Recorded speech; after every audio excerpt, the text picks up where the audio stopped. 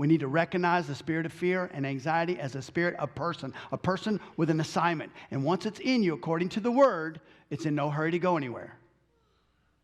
So have fun and get rid of it and find out. Sometimes you got to find out where it came in, like we did with this gentleman. You know, this doctor, we had to pray. It didn't go anywhere. You could tell it wasn't leaving.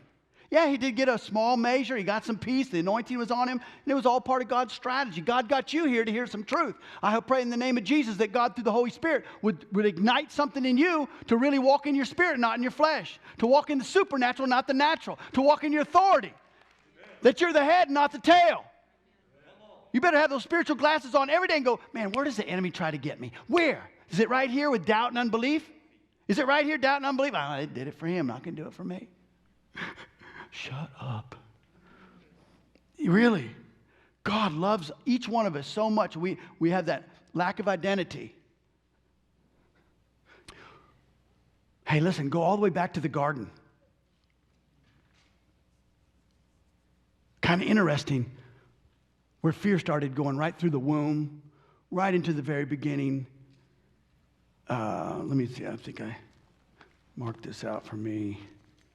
Because, I don't get to do a whole teaching on this, but I'm not going to. But I was having fun just wallowing in this.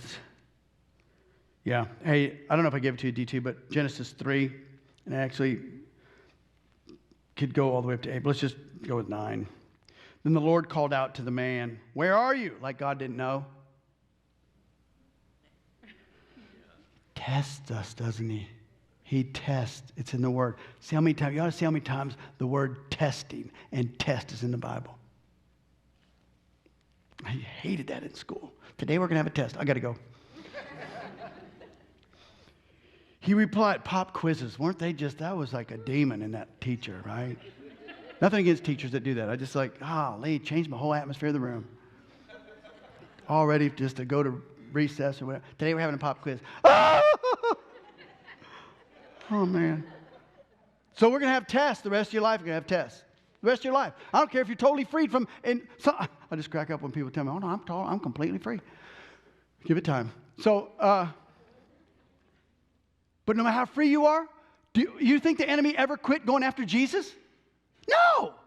So you mean to tell me that the enemy's going to quit with you when you get totally free? Should you reach that place? And I hope you do, because I believe it's possible. A lot of work, really guarded, very powerful life.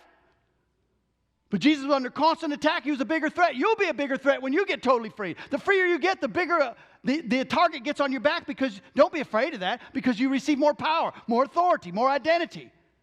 That's the cool part. We're supposed to be walking the dimension that God created us to walk in, not a bunch of little loosey or little whining wimps.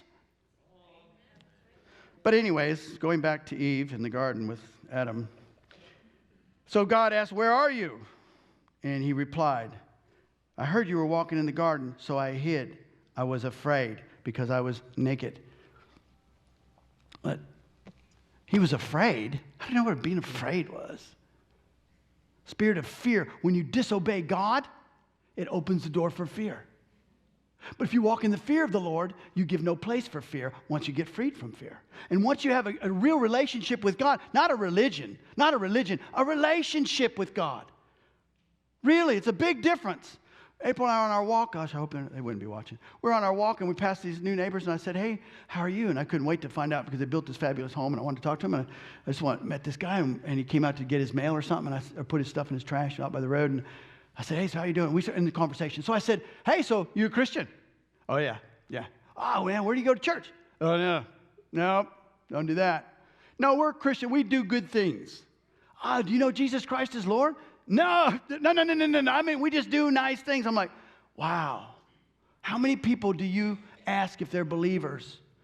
And they say, "Yes, I'm a Christian," because they have supposedly Christian morals and concepts in doing things. But they don't know Jesus Christ as Lord. A relationship. When you do that, I promise you, you need to build your relationship with Christ. You need to really build a relationship with Jesus. Because when you get that relationship, it helps set you boundaries. And you get the fear of the Lord. I mean, through my experience, I would never want to do anything to offend the Lord. I wouldn't. And I know I have, and I go repent. And that's the first thing you need to do, is repent. And then repent to whoever you need to repent to. Repent to him and repent to whoever you need to repent to. And amen, it works. Whoever said that. But it works. Amen. I agree with whoever that was. Listen, Isaiah 5:13. My people are destroyed because they don't know me. That's what God's word says. You know what? That is most people. They think they know God, but they don't know God's word. They don't know God's will. They don't know God's character, because our character should be like God's character. Really.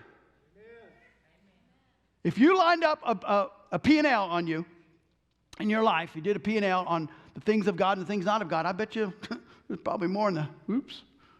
See where you're at, man. You need to get that thing the other way. Just kind of analyze yourself, examine your life. Hey, thanks for checking out this message. We pray it spoke to you, encouraged you, or impacted you in some way. If it did, would you mind sharing it with someone else? We believe everyone needs this message, and you might just be the catalyst that opens the door to someone encountering truth and experiencing a life of freedom.